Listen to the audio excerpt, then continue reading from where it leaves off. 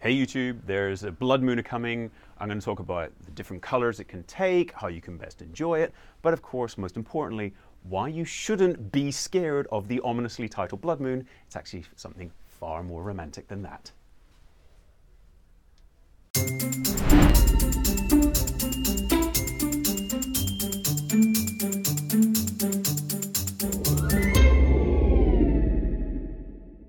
This weekend, most Australians will be able to witness the longest lunar eclipse in a century. For all the details and how you can get the best view, we're joined now in the studio by astrophysicist and associate professor at Swinburne University, Alan Duffy. Alan, good morning. Good morning. So a long blood moon. Tell us what's going on here. Okay, so this is a reminder we live in a dynamic universe. There are giant balls of rock and iron swinging around the solar system.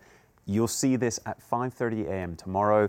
A shadow will have passed over the face of the moon.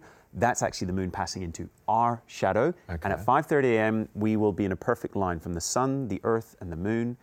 And the moon should be completely dark.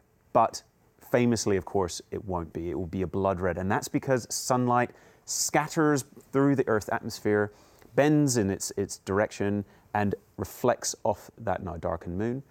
What we're seeing is not an ominous blood moon, but rather something more beautiful. All of the sunrises and sunsets of Earth streaming through that atmosphere, reflecting back off the moon to us. And 5:30 is not too early to get up to witness time. this. Is there a particular place in Australia where you'll have the best view? This is actually something we can all enjoy. We should all be able to see the majority of this eclipse, and it does run for over an hour and 40 minutes. I mean, it ends about 7:13. That's Australian Eastern. Just subtract your local time for that. This is an event that we can all see. The earlier the better, in the sense of, you won't have to compete with the brightening sky. But this is something, the lower that moon goes to the horizon, so the closer you're getting to 6 a.m., say, the more apparent its size will become. Yes. And that's the moon illusion, and you're basically using your brain to trick yourself to think how big it is. If you try and take a picture of this blood red moon tomorrow morning on your smartphone, you will be disappointed, yes. I guarantee it. But one thing that's fun to try to spot is actually what color does the moon appear.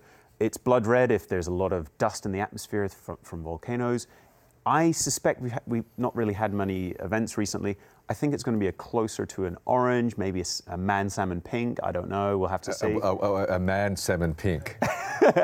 What is that? It's this season's must-have color. A man, as in M-A-N, man salmon pink. Yeah. Right. Is this a phrase I've made up? I thought this was a standard. Salmon pink is but a man phrase. salmon pink. Have you just added man to it? In the sense that I'm hoping that blokes can feel comfortable wearing salmon pink. Oh, yeah. They should always be comfortable with with salmon pink. That's fine. Pink's a great colour. Will it be a true full moon? It will be a full moon, or at least as close as you could tell, yes. Okay, all right. And that's because we are in that perfect alignment. The sun, earth, and the moon, such that it can pass into our shadow, means that it will be fully illuminated in the sense of being directly opposite the sun from us. And just quickly before you go, you would have been excited as well by that news we reported on yesterday about the body of water discovered beneath the surface in Mars. This is huge, this entire body of persistent lake. Why I'm particularly excited Mars is it's actually an opposition and perihelion. It's its closest point to us, meaning Mars appears very large, very bright red on the night sky, and it's close to the moon, so enjoy that tomorrow. And remember that you're looking at a desert world, but with that lake that's now hidden beneath the surface and possibly has become the #1 location for life beyond Earth. We've heard this before. We better not be disappointed.